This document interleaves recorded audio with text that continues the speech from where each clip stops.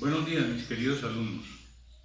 Empezamos la primera sesión de grabación con relación al fenómeno de la nulidad.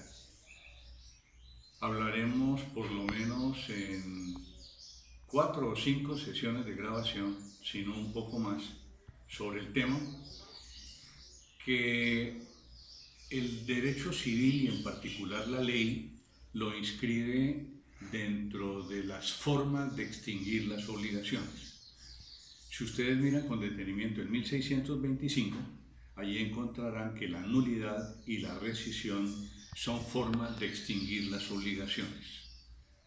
Nosotros lo vamos a tratar no desde el punto de vista del efecto, que es ese, extinguir las obligaciones, sino como un fenómeno de sanción. Lo primero que referiré será la normatividad, luego trataré de presentar las disposiciones del artículo 1740, 41 y 42.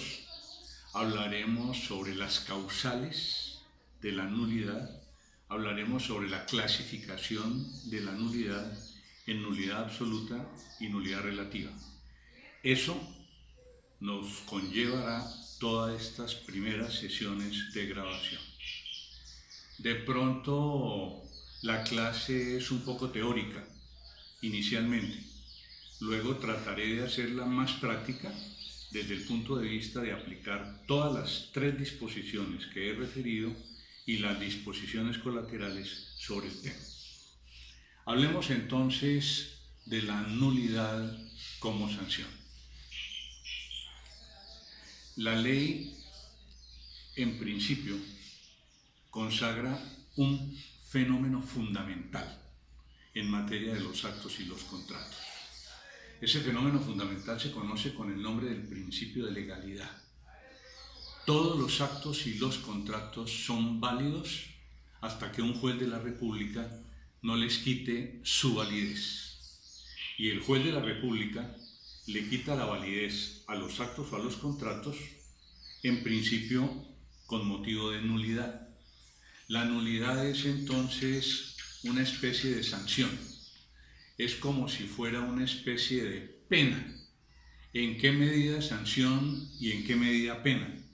En que coge el acto jurídico como un contrato, como una promesa unilateral, o coge el contrato, sea el de arrendamiento, sea el de matrimonio, sea el de anticresis, lo examina con el rigor de la ley y si considera que faltan los presupuestos de validez consagrados en el 1502 del Código Civil o en los términos del Código de Comercio, el juez declara que el acto o que el contrato es nulo.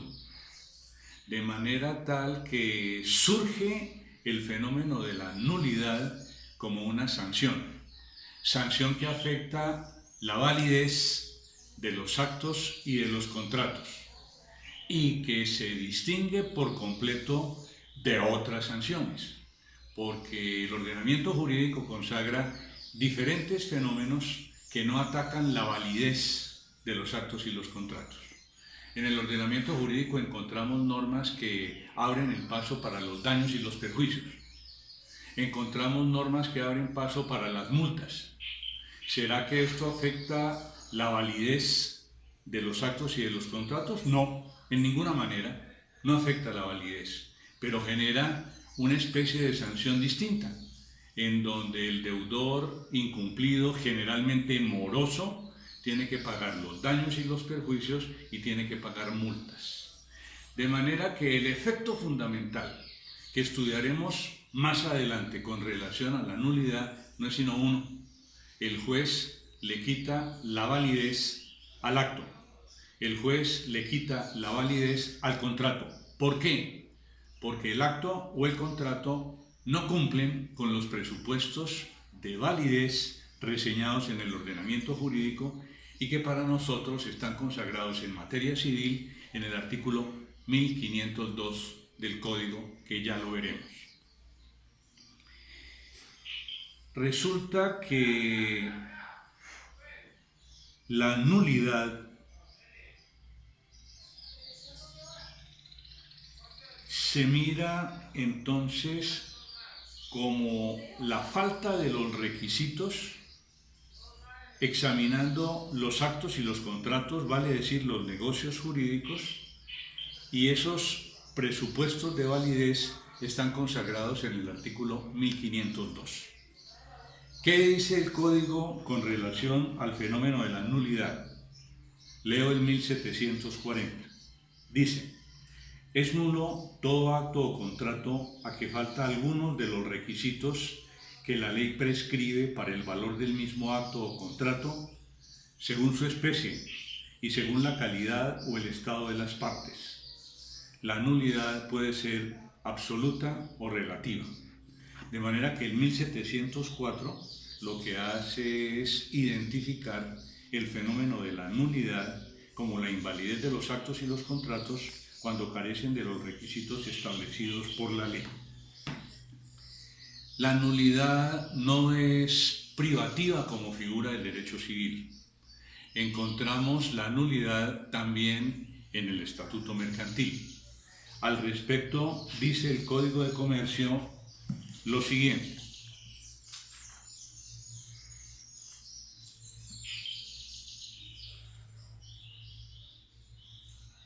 artículos 897, 898 y normas siguientes.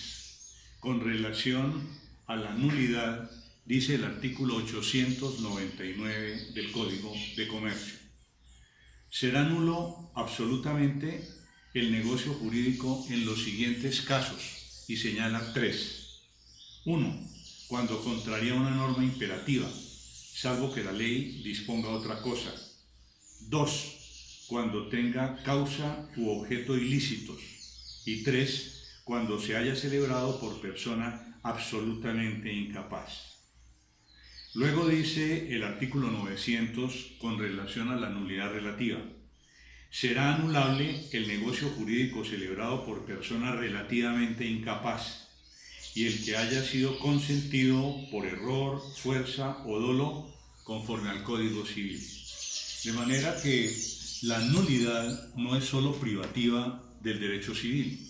Encontramos la nulidad en materia mercantil.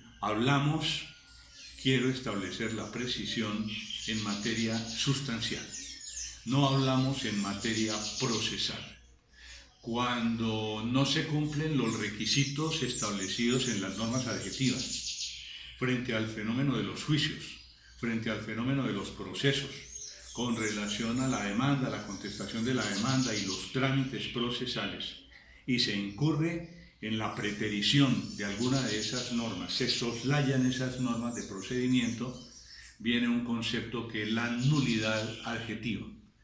Esa nulidad adjetiva que antes estaba prevista en el artículo 140 del Código de Procedimiento Civil y que hoy también está reglamentada en el Código General del Proceso, hace referencia a causales explícitas, causales claras, en virtud de las cuales, si ellas se dan, el proceso es nulo, en todo o en parte. De manera que de un momento se analiza el fenómeno de la nulidad sustancial y en otro momento analizamos el fenómeno de la nulidad adjetiva. Pero ambos estatutos, el sustancial y el adjetivo, comportan situaciones que generan nulidad. Las estudiaremos también más adelante. Se ha dicho que, si bien es cierto que la nulidad es una sanción, no es la única. El ordenamiento jurídico mercantil consagra distintas sanciones diferentes de la nulidad. Han oído ustedes la lectura de dos artículos, uno sobre la nulidad absoluta y otro sobre la nulidad relativa, pero en materia mercantil existen por lo menos 3 sanciones más. Una es la sanción de la inexistencia, una es la sanción de la ineficacia y una es la sanción de la inoponibilidad. De manera que, si hacemos un resumen en materia mercantil de las acciones que pueden invalidar los actos y los contratos, tendríamos primero la nulidad, que es absoluto relativa, la inexistencia, la ineficacia y la inoponibilidad. En materia civil no tenemos sino 2, la nulidad absoluta y la nulidad relativa, aunque en materia del estudio del derecho civil se ha abierto paso en el tratamiento jurisprudencial colombiano y en la doctrina toda la teoría de la inexistencia. Hablemos un poco sobre esa situación de la inexistencia para que ustedes puedan distinguir entre la nulidad de una parte y la inexistencia de otra con relación a los actos y los contratos. Les doy varios ejemplos que me llevan a considerar la inexistencia. Vamos con Teresa, mi bien amada, donde el notario nos vamos a casar. El notario nos pregunta sobre el fenómeno de la ritualidad del matrimonio y dice: Carlos, ¿aceptas por esposa a Teresa? Y yo respondo: sí. Teresa, ¿aceptas por esposo a Carlos? Y ella responde: no. ¿Será que allí hay contrato de matrimonio? ¿Será que existe el contrato de matrimonio cuando no hay expresión de voluntad de Teresa y cuando ha sido categórica en decir que no acepta? No hay contrato. ¿Será que el contrato es nulo? No, no hay contrato. ¿Por qué no hay contrato? Porque no hay consentimiento. Mi hijo Alejandro, antes de graduarse de bachiller, me dice: padre, he hecho un gran esfuerzo por graduarme, de manera que apenas reciba el grado y reciba el cartón de bachiller, tú me regalas un carro. Y yo me quedo mirando al muchacho y le digo: no. ¿Será que allí puedo decir que hay un contrato de donación en donde el padre le regala al hijo un carro? No. El padre ha manifestado que no consiente. De manera que frente a este fenómeno, la inexistencia implica que no hay contrato. En cambio, en la nulidad hay contrato. Y el contrato es válido hasta tanto un juez de la República no le quite su validez. De manera que, por ejemplo, siguiendo a don Fernando Vélez, podríamos decir que lo inexistente no produce efectos jurídicos. La nada produce.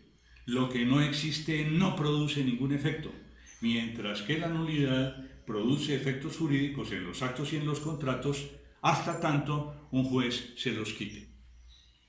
Pero surge un fenómeno adicional. La nulidad tiene consagración positiva. O sea, leemos en 1740, 41, 42 y las normas siguientes. Leemos las disposiciones del Código de Comercio en materia de nulidad y encontramos que la nulidad tiene consagración en el ordenamiento jurídico. La inexistencia no tiene consagración. No encontramos algún artículo que diga 1501 bis.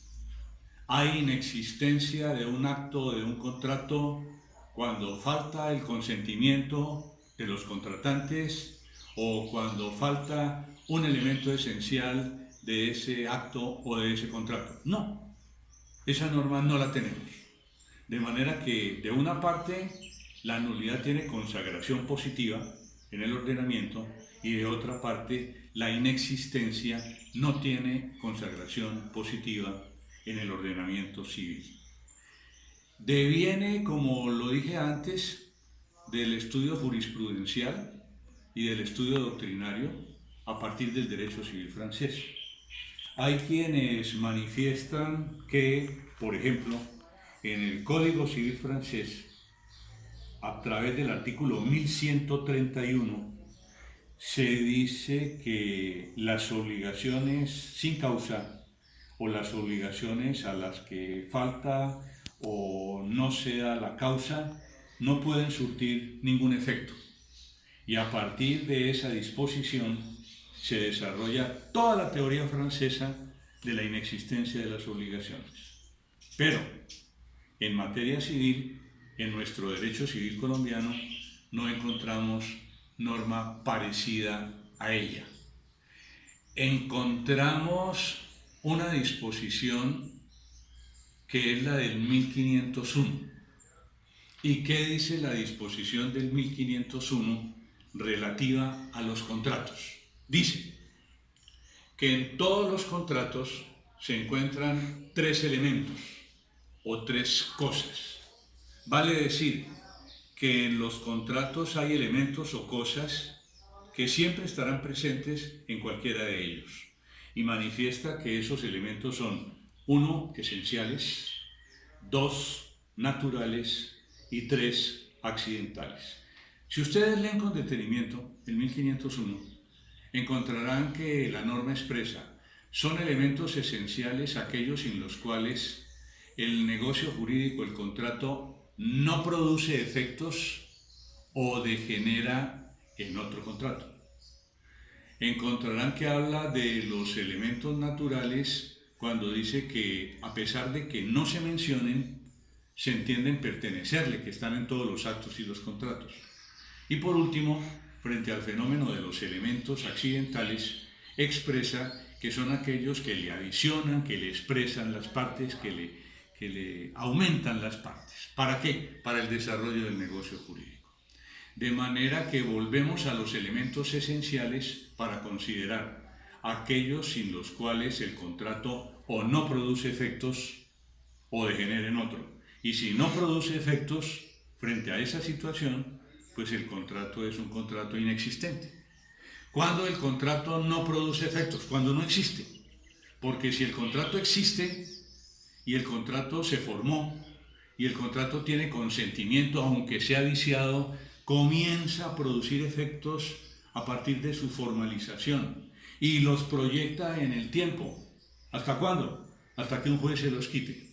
De manera que en Colombia no existe norma típica para el fenómeno de la inexistencia, pero, sin embargo, la doctrina y la jurisprudencia aplican esta teoría, aplican esta figura para decir que los contratos pueden no existir. Y las causas de la inexistencia, reitero, serían solo dos. Una, ausencia de consentimiento. 2, que falte alguno de los elementos esenciales del contrato definidos de acuerdo con el 1501 y que nosotros encontramos de la lectura de las definiciones de cada contrato en el Código Civil o en el Código Mercantil. Podemos estar ciertos frente al fenómeno de la diferencia entre la nulidad y la inexistencia. Lógicamente ambas figuras tienen causales. El fenómeno de la nulidad presenta causales que la generan cuando se violan los presupuestos del 1502. Más adelante lo veremos. El fenómeno de la inexistencia se da, reitero, frente a la ausencia de consentimiento y la falta de uno de los elementos esenciales. El contrato nulo, a partir de su formación, produce efectos, mientras que el contrato inexistente no produce efectos porque la nada produce. De manera que podemos insistir entonces en clasificar la nulidad. En los términos del 1741, la ley dice que la nulidad es absoluta o que la nulidad es relativa. Esa disposición, del 1740, y luego sí pertinente la del 1741, que establece las causales de nulidad, son las dos normas que en principio regulan casi que ese aspecto teórico de la nulidad. La reglamentación de la nulidad, en principio, fue una reglamentación que no tuvo variación hasta el año de 1936. En el año de 1936 se cambiaron los artículos 1742 del Código Civil y el artículo 1743.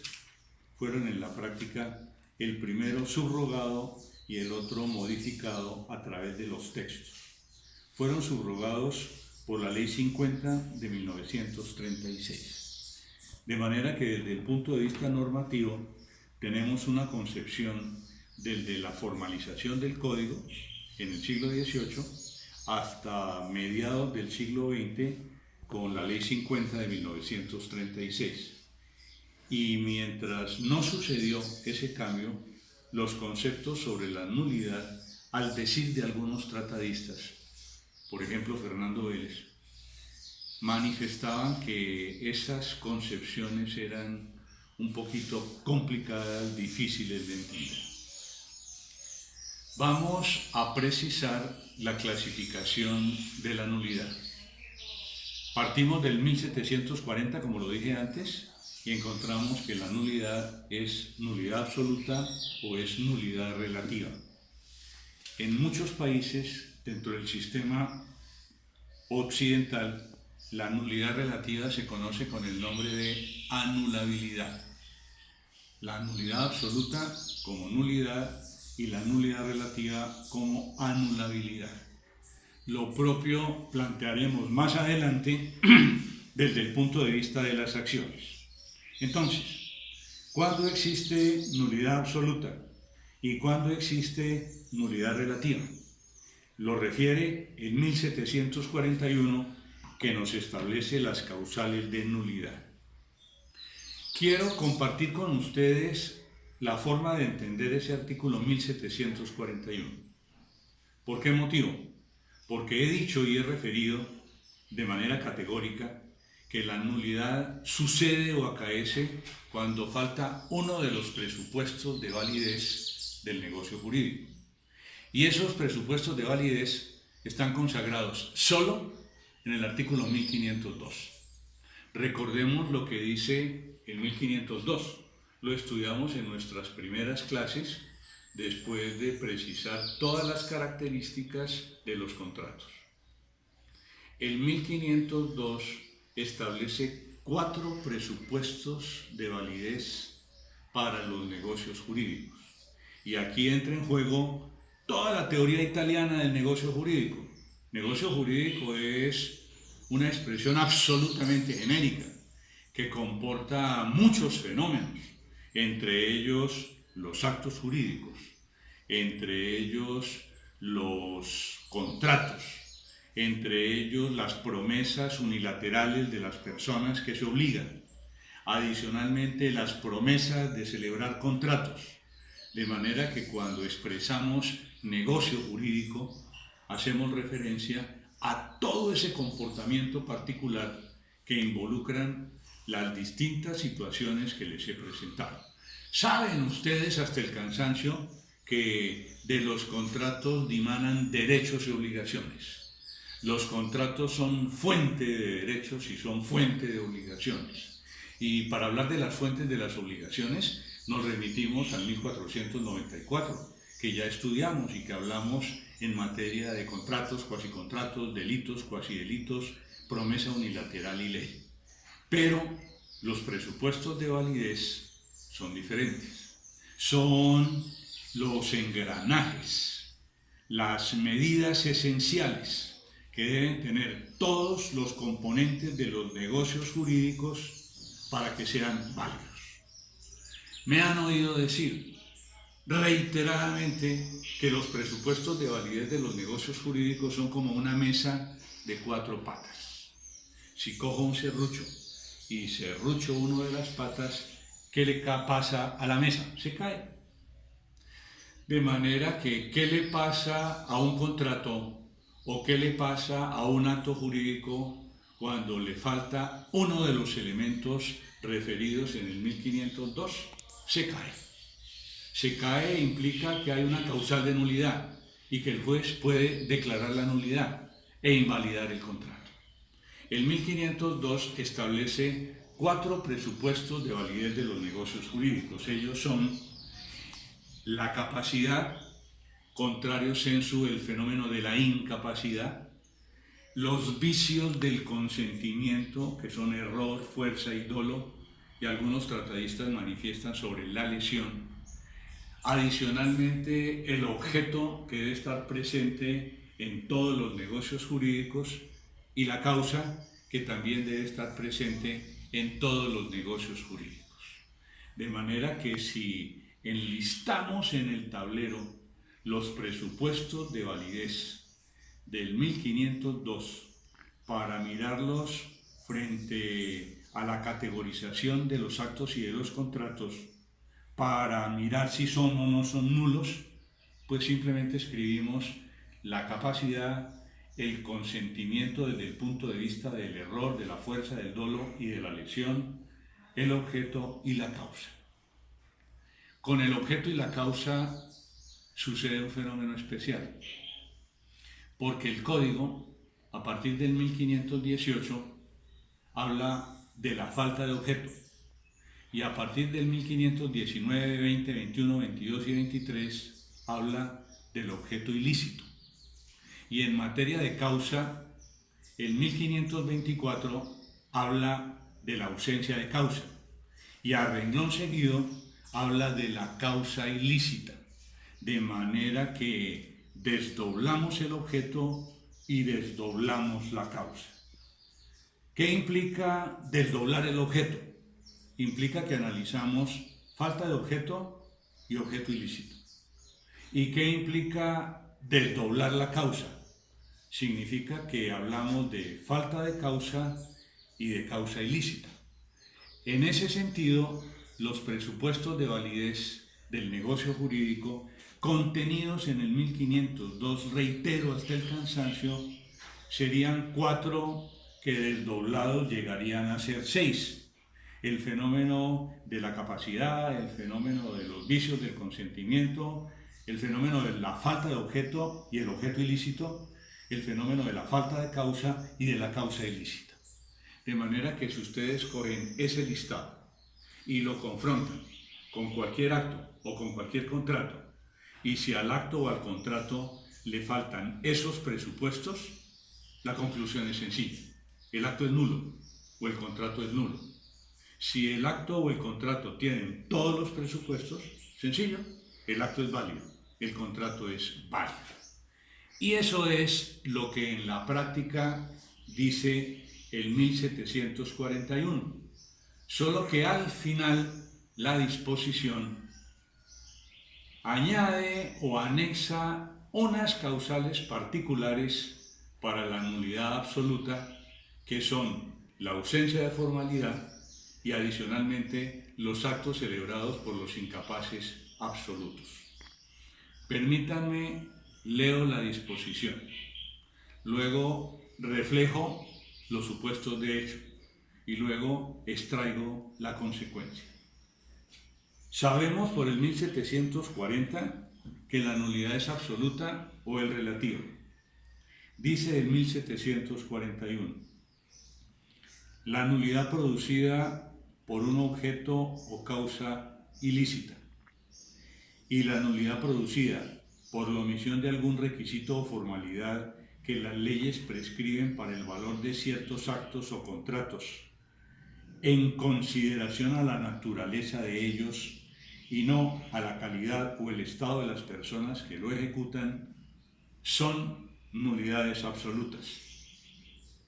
Luego dice, hay asimismo nulidad absoluta en los actos y contratos de personas absolutamente incapaces. Hasta allí la regulación de las causales para la nulidad absoluta. El último inciso de la disposición del 1741 dice, cualquiera otra especie de vicio produce nulidad relativa y da derecho a la rescisión del acto o contrato. De manera tal que en el buen sentido de la palabra, lo que hace el 1740 es clasificar la nulidad en absoluta y relativa, y lo que hace el 1741 es explicar cuáles son las causales. Primero, las que generan nulidad absoluta y luego las que generan nulidad relativa. Generan nulidad absoluta en los términos del 1741 la falta de objeto, el objeto ilícito, la falta de causa y la causa ilícita, o sea, 4 desdobladas del 1542. Generan también nulidad absoluta la ausencia de las formalidades previstas por la ley para los actos y para los contratos de acuerdo con su naturaleza. Esto es muy importante de tener presente, porque la norma, me permito leerla, expresa la ausencia de algún requisito, la ausencia de alguna formalidad que las leyes prescriben para el valor de ciertos actos o contratos en consideración a la naturaleza de ellas y no a la calidad o el estado de las personas que los ejecutan o acuerdan. De manera que frente a este fenómeno, frente a esta causal especial que volveremos más adelante, tendremos que entender que es una causal que en virtud de la ley opera frente a la ausencia de formalidad en los contratos solemnes, en los actos solemnes, aquellos actos que son ad substantiam actus. No importa la persona que los celebre, si la persona es capaz o si la persona es incapaz. Y por último, establece que son absolutamente nulos los actos y los contratos celebrados por las personas incapaces absolutas. Recuerden ustedes que si nosotros analizamos el 1503 y el 1504 con relación al fenómeno de la capacidad, encontramos una capacidad plena de goce, de ejercicio, que implica una presunción de la ley. En virtud de esas dos disposiciones, sabemos que todas las personas son capaces, excepto aquellas que la ley declara incapaces. ¿Qué norma declara quiénes son incapaces? El 1504. Y ese 1504 fue subrogado, modificado por dos disposiciones, la del 1309 del 2005, la ley, y una ley reciente del año pasado que modificó por completo toda esa situación y que en esa materia tendremos que hacer precisiones puntuales. De manera que desde el punto de vista de las causales para enfrentar el fenómeno de la nulidad absoluta, tenemos las del 1502 procedentes: falta de objeto, objeto ilícito; falta de causa, causa ilícita. Adicionalmente, lo que dice el 1741, ausencia de formalidad en los actos y contratos ab substantiam actus. Y por último, los actos y los contratos celebrados por los incapaces absolutos que ni siquiera admiten caución y que en los términos de la ley referida 1503 y 1504 no generan ni siquiera obligaciones naturales. De manera que para nosotros el estudio de las causales de la nulidad absoluta es preciso. Escoger el 1502, coger y analizar cuándo los actos y los contratos tienen formalidades expresas, son solemnes, ab substantiam actus, ver si faltan ellas y analizar los actos y los contratos celebrados por los incapaces absolutos. Eso es todo lo que genera nulidad absoluta. El último inciso del 1741 dice: lo demás genera nulidad relativa. ¿Y qué es lo demás? Sencillo. Si cogemos del 1502 solamente el objeto y la causa desdoblados, ¿qué nos queda? Nos queda primero el fenómeno de la capacidad y nos queda el fenómeno de los vicios del consentimiento. De manera que si utilizamos esa traspolación del 1502 con el 1740, con el 1741, para saber qué queda como fenómeno que no genera nulidad absoluta, solamente tenemos dos: los que se refieren al consentimiento y los que se refieren al fenómeno de la capacidad de los que no son incapaces absolutos. Desde este punto de vista, analizamos entonces lo siguiente. Generan nulidad relativa, se produce nulidad relativa en materia de actos y contratos cuando el consentimiento de las personas que intervienen en ese acto o en ese contrato está viciado por error, viciado por fuerza, viciado por dolo e inclusive viciado por lesión. De manera que los vicios del consentimiento, que son tres en los términos del 1508 del Código Civil, error, fuerza y dolo, generan siempre nulidad relativa cuando están ausentes en los actos y en los contratos. Y la lesión, que algunos tratadistas no consideran propiamente como un vicio del consentimiento, porque no se extiende a todos los actos y a todos los contratos, sino a algunos, como puede ser el caso de la compraventa, como puede ser el caso de la permuta, como puede ser el caso del mutuo. Ellos todos generan nulidad relativa. Y generan nulidad relativa los actos y los contratos de los incapaces relativos. Antes, con la vigencia plena del 1504, podríamos decir sin temor a equivocarnos, ¿quiénes son incapaces relativos? Y la ley establecía los menores adultos y los disipadores dedicados como pródigos por sentencia judicial, interdictos por prodigalidad. De manera que para nosotros era muy sencillo entender que los incapaces relativos eran simplemente dos. Uno, los menores adultos que van del fenómeno de la pubertad hasta el fenómeno de la mayoridad, y en segundo lugar, los disipadores interdictos por la ley. Hoy el fenómeno cambió. ¿En qué medida el fenómeno cambió? En que las dos nuevas leyes que les he citado, la última de las cuales derogó en gran medida la 1309, que había derogado casi todas las disposiciones sobre tutelas, curatelas, administración y demás, y la última, que acoge el sistema de las Naciones Unidas frente a la protección de la discapacidad, simplemente expresa que todas esas personas pueden gozar de una capacidad, y esa capacidad puede que no sea una capacidad plena, pero pueden desarrollar actos y contratos, y lo único que tienen que hacer es someterlos a los requisitos establecidos en las nuevas disposiciones. Tema objeto de estudio en materia de la incapacidad y no propiamente en materia de la nulidad. Desde este punto de vista, definimos las causales para considerar un acto como nulo en forma absoluta o como nulo en forma relativa.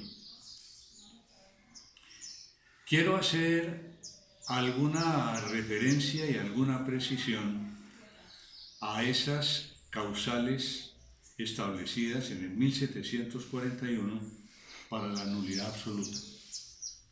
Quiero referirme no a la falta de objeto, que ustedes encontrarán consagrado en el 1518, porque el 1518 en últimas refiere el objeto sobre cosas y sobre hechos y establece las características que debe tener el objeto para que sea susceptible de encuadrar como presupuesto de validez.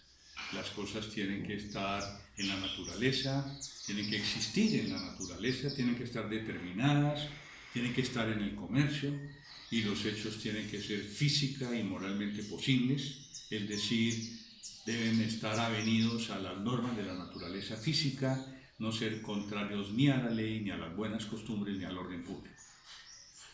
A renglón seguido se desarrolla toda la teoría del objeto ilícito, y en materia de objeto ilícito se habla, por ejemplo, del objeto ilícito en la enajenación, y hay una norma típica que prescribe las causales que generan objeto ilícito en la enajenación.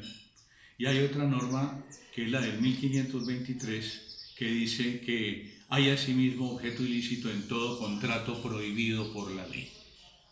De manera que nos enfrentamos a un criterio que es el criterio de la prohibición de la ley frente a la validez de los actos o de los contratos.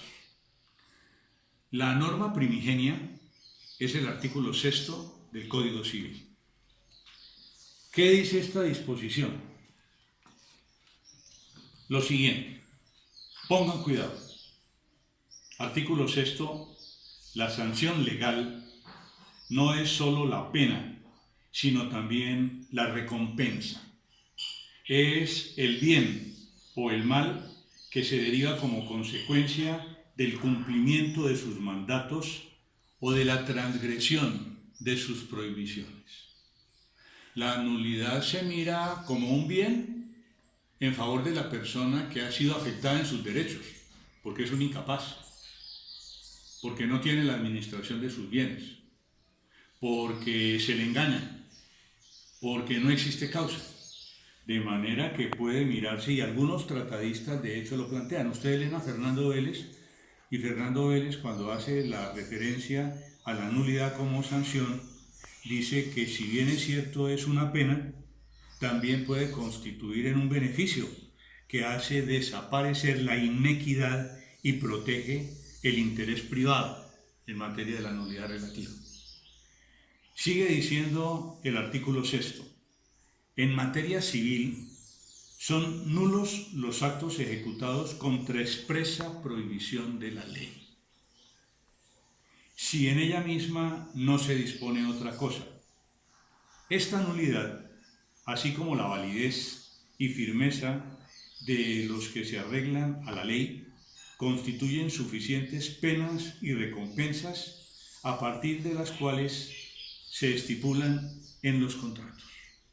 De manera que el artículo 6 es la norma fundamental que manifiesta que si un acto o un contrato es ejecutado contra expresa prohibición de la ley, ese acto y ese contrato son nulos.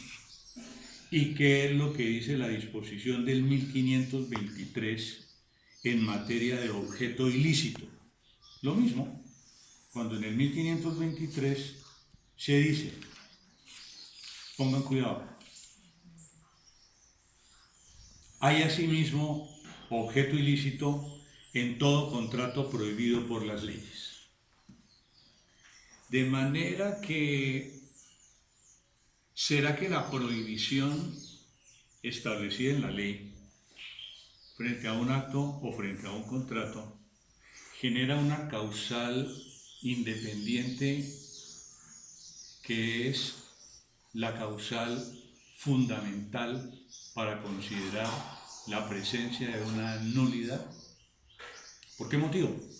Porque tenemos dos disposiciones: el artículo 6, norma general, y el artículo 1523, que también es una misma norma general, y que hacen referencia a idénticos postulados. La primera manifiesta que es nulo todo acto o contrato que está prohibido en forma expresa por la ley. Y la segunda, el 1523, establece que hay asimismo objeto ilícito en todo contrato prohibido por la ley. De manera que en el fondo podría decir que las dos disposiciones tienen regulaciones equivalentes. Una referida a la prohibición de la ley y otra referida única y exclusivamente a los contratos. Cuando en el 1741 se dice que es causal de nulidad absoluta el objeto ilícito, y cuando el 1523 dice que hay asimismo objeto ilícito, y cuando de pronto la ley, el artículo 6 del Código Civil, mencionamos lo mismo, pues podemos entender dos cosas. Una, que esa prohibición del artículo 6 y esa prohibición del 1523 constituyen objeto ilícito generador de nulidad absoluta. Y otra, que el artículo 6, independientemente del 1523, establece una nueva causal de nulidad. ¿Cuál sería esa nueva causal de nulidad? Que la ley prohíba el acto o el contrato. Situación en alguna medida parecida encontramos en el derogado artículo 1504, cuando se hablaba de que la capacidad es capacidad absoluta, capacidad relativa, o sea, hay incapacidad absoluta, incapacidad relativa e incapacidad especial. Y frente a esa incapacidad especial, refería la norma que es la prohibición que se establece en la ley para que determinadas personas celebren ciertos actos o contratos. Y los ejemplos que seguramente presentamos a ustedes en materia de la explicación del tema de la incapacidad fueron en 1852, que prohíbe la compraventa entre padres e hijos de familia, las normas siguientes 53, 54, 55, 56, que prohíben contrato de compraventa de las personas que son servidores públicos, de los jueces, de los administradores de la cosa pública. Luego nos fuimos al mandato y en el mandato encontramos normas en virtud de las cuales se prohíbe al mandatario comprar las cosas del mandante, se prohíbe al mandatario tomar a préstamo el dinero del mandante, etcétera, etcétera. Hay una serie de prohibiciones y las encuadramos como una especie de incapacidad especial. Y hoy las vemos como un fenómeno de nulidad. ¿En qué medida de nulidad? O porque tienen objeto ilícito o porque existe la prohibición del artículo 6 del Código Civil. Ahora, también deberán ustedes entender que el fenómeno de la prohibición tiene mucho de largo y mucho de ancho, porque las normas, en particular las del ordenamiento jurídico civil y las del ordenamiento jurídico mercantil, no dicen categóricamente se prohíbe, porque utilizan distintas acepciones, utilizan distintas expresiones de el fenómeno escrito. Encontramos normas que dicen no produce efectos. Encontramos normas que dicen se tiene por no escrito. Encontramos normas que dicen es nulo. Encontramos normas que dicen se prohíbe. Por último, encontramos normas que dicen no es lícito. De manera que, ¿cuál es el comportamiento frente a esta situación? ¿Será que se requiere categóricamente la mención de que se prohíbe? Si ustedes leen a los chilenos, si ustedes leen a Vélez, si ustedes leen a la mayoría de los tratadistas, ellos dicen, no es que se deba entender que la ley prohibitiva, que la ley que no permite, que la ley que prohíbe, no utilice sino el término prohibición, porque puede utilizar distintos términos, tales como o no produce efectos, o se tiene por no escrito, o es nulo, o no es lícito, y frente a esa situación opera la prohibición.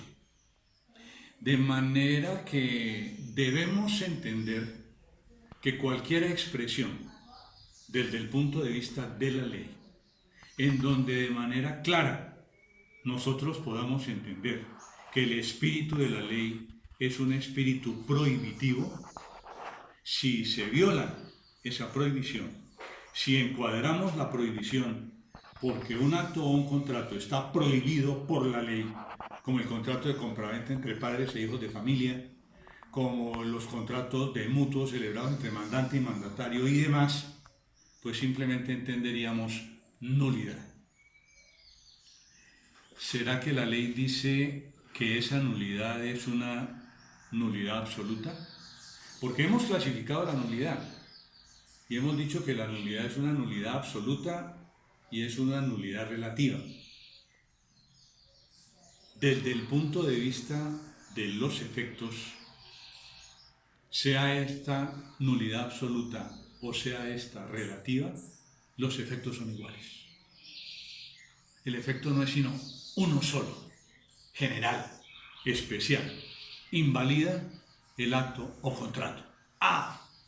Que de allí en adelante se refieran otras consideraciones, perfecto. Pero lo primero es sencillo, el juez de la República declara inválido el acto o el contrato. Cuando ejercito esa acción, la acción de nulidad o la acción de rescisión, veremos su distinción ahora. ¿Qué es lo que hace el juez? Declarar que el acto es nulo o que el acto es válido, o declarar que el contrato es válido o que el contrato es nulo. De manera que entiendo que esa es la consideración fundamental en materia de efectos. que luego se pueda restituir o no se pueda restituir, ejercer la acción reivindicatoria o no ejercer la acción reivindicatoria en los términos del 1746, 1747 y 1748 que plantean los tres efectos de la nulidad y que estudiaremos más adelante, es otra cosa. Ahora, ¿será que esa nulidad es absoluta? ¿Porque deviene de objeto ilícito? ¿O será que esa nulidad es relativa? Los vicios del consentimiento generan siempre nulidad relativa. En materia de matrimonio, ¿será que se aplican los vicios del consentimiento, error, fuerza y dolo? El error se aplica, la fuerza se considera como rapto. Si ustedes leen las normas frente a la validez de los testamentos, en esas normas se dice que el testamento arrancado con motivo de violencia es nulo. Y muchos tratadistas dicen que el rapto genera una nulidad absoluta. El fenómeno de la violencia, de la fuerza en el testamento genera una nulidad absoluta. ¿Será que el 1063 del Código, que hace referencia al fenómeno que estoy citando con relación al testamento, es claro y es categórico al respecto? Leámoslo. Leamos lo que dice la disposición. 1063. El testamento en que de cualquier modo haya intervenido la fuerza es nulo en todas sus partes. ¿Será que es nulo absoluto? ¿Será que hay nulidad absoluta? ¿O será que hay nulidad relativa? La ley no lo dice. Tampoco lo dice en el 140 que establece las causales de nulidad para el matrimonio. Hay contratos que tienen propias causales frente al fenómeno de la nulidad. El matrimonio es uno de ellos. En los testamentos igual. ¿Y será que allí se dice que la nulidad es absoluta? ¿O que la nulidad es relativa? Simplemente se dice que hay nulidad. Y pienso que el Código lo dice que hay nulidad para predicar el efecto final de la nulidad, que es la invalidez del acto del contrato. Luego surgirá como motivo de interpretación si esa nulidad es absoluta o es relativa. Y algunos de los tratadistas, entre otros don Fernando, cuando hacen referencia a esa clasificación de la nulidad en nulidad absoluta o en nulidad relativa, dicen que la nulidad relativa es una nulidad que se predica de los actos privados, de los actos en donde no tiene interés el conglomerado social, mientras que la nulidad absoluta es una nulidad absoluta que se predica de los actos en donde tiene interés el conglomerado social como tal. ¿Por qué motivo? Porque hay objeto ilícito, o porque hay causa ilícita, o porque hay prohibición de la ley. Pero otros tratadistas simplemente manifiestan la nulidad, sea absoluta o sea relativa, es decir, la esencia tal de la nulidad implica una norma de orden público. De allí que el artículo 1525, y en particular el 1525, con relación a ese fenómeno, expresan lo siguiente.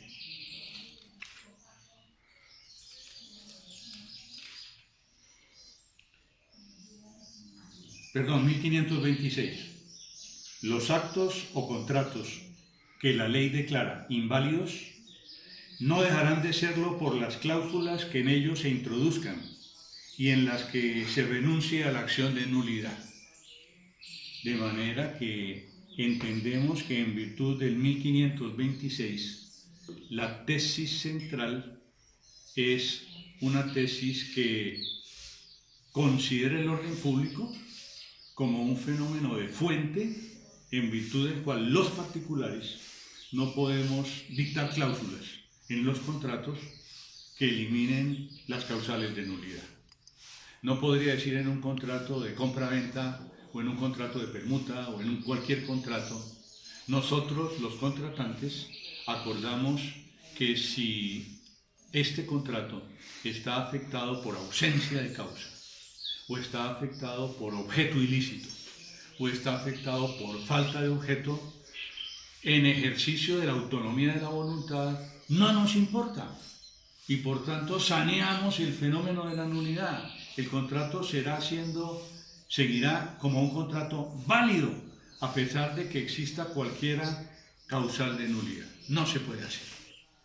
En los términos del 1526 no lo podemos hacer. De manera que desde este punto de vista ustedes entenderán cómo no es fácil manejar el criterio de la nulidad. Por último, para terminar este acápite y esta distinción y desarrollar lo demás, encontramos lo siguiente. Dice el 1741 las causales de la nulidad absoluta y al final refiere frente al 1502 que lo que no está previsto genera nulidad relativa y da derecho a la rescisión del acto o contrato. O sea, nos surge una palabra nueva que tiene que ver con la nulidad. Y esa palabra nueva es la expresión rescisión. El vicio del consentimiento por error, por fuerza, por dolo, inclusive por lesión. Y vuelvo al tema con las salvedades que he hecho de las nuevas leyes sobre la incapacidad, actos o contratos celebrados por los incapaces relativos sin las autorizaciones previstas en la ley generan nulidad relativa y dan derecho a la rescisión del acto o contrato. Desde este punto de vista podríamos entender que designamos la nulidad absoluta como nulidad y designamos la nulidad relativa como rescisión. Al principio de la charla les dije que en muchas legislaciones, la venezolana por ejemplo, se habla de anulabilidad. Entonces tenemos nulidad absoluta o simplemente nulidad y anulabilidad. Y con la anulabilidad se refiere la nulidad relativa. Y de pronto con esa interpretación que ahora planteo de la última parte de 1741, tendríamos la nulidad y la rescisión. La nulidad como fenómeno de nulidad absoluta, la rescisión como fenómeno de nulidad relativa. Y esto no deja de tener su importancia. ¿Por qué motivo? Porque si ustedes cogen figuras como en materia de compraventa, los vicios ocultos, las acciones que se generan con motivo de la existencia de los vicios ocultos, de la evicción, de la actio quanti minoris o el fenómeno de la lesión enorme en los contratos de compraventa de bienes inmuebles y demás, allí se habla de que esos fenómenos implican situaciones que pueden ser objeto de rescisión. Y si son objeto de rescisión, pues lo que entendemos es que, sencillo, de una parte podríamos nominar la acción de nulidad como tal frente a la nulidad absoluta y la acción de nulidad relativa como una acción de rescisión, haciendo distintos los términos nulidad y rescisión. No hay normas que expliquen esta situación. O sea, lo que estoy planteando es simplemente una situación que surge de la interpretación de las normas que hemos estudiado, que no son muchas. No hemos llegado sino a dos normas, el 1740 y el 1741, las colaterales del 1502 y del artículo 6. Y fíjense ustedes la cantidad de interpretaciones que surgen al respecto. De manera que tendrán que precisar y tendrán que justificar, sobre todo en materia del ejercicio adjetivo, cuando presenten las demandas, cuando presenten las contestaciones de las demandas, sus explicaciones sobre el tema, para que los jueces las puedan interpretar y las puedan interpretar válidamente a conciencia. Dejemos allí y a continuación haremos la presentación de los artículos 1742, 1743 y hablaremos sobre el fenómeno del saneamiento de la nulidad, tanto la nulidad absoluta como la nulidad relativa, para después adentrarnos en la convalidación de la nulidad. Gracias, muy amables.